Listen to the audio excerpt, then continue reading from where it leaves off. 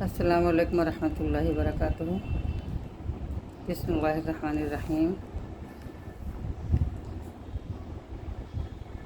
شوہر کی میں مونس ہوں، بچوں کی نگہباں ہوں، آسان نہیں بالکل یہ بار اٹھا لینا۔ شوہر کی میں مونس ہوں، بچوں کی نگہباں ہوں، آسان نہیں بالکل یہ بار اٹھا لینا۔ بچوں کو سمجھنے اور سمجھانے کی ٹیپ ان ٹیپ آؤٹ حکمت عملی بلا شبہ ماں اور باپ دونوں مل کر بچوں کی بہتر انداز میں پرورش کر سکتے ہیں۔ اولاد کی تربیت کرنا ایک اہم ذمہ داری ہے۔ یہ ذمہ داری ماں اور باپ دونوں کو نبھانی پڑتی ہے۔ ماں اور باپ دونوں الگ الگ خاندانوں میں پرورش پاتے ہیں، اس لیے دونوں کے مزاج میں تضاد ہوتا ہے۔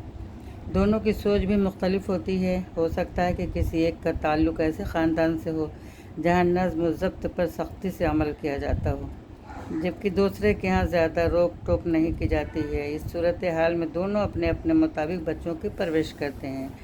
اس وجہ سے بچے اکثر کنفیوز ہو جاتے ہیں کہ آخر وہ کس کی بات مانیں۔ اکثر اس اہم موضوع کو نظر انداز کر دیا جاتا ہے، جبکہ گھر کے ماحول اور والدین کے رویے کا بچے پر بہت گہرا اثر پڑتا ہے۔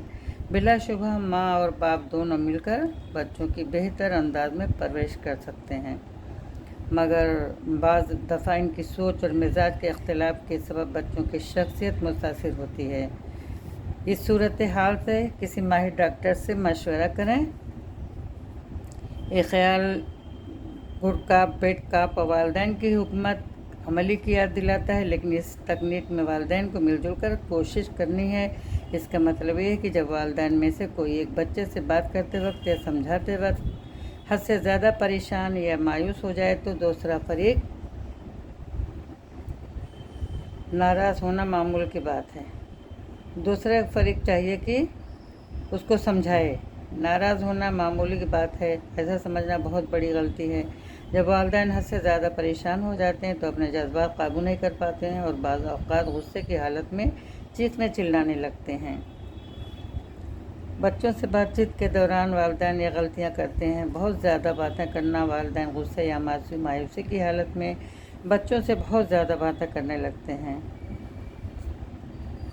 والدین اکثر ایسے بچوں کو لاپرواہ کہتے ہیں، بار بار ان پر تنقید کرتے ہیں کہ اسے تو ذرا بھی فکر نہیں ہے۔ بچے وقت کے ساتھ ذمہ دار بنتے ہیں اور قدرتی طور پر ان میں اپنے والدین کے تئیں ہمدردی کا جذبہ پیدا ہوتا ہے۔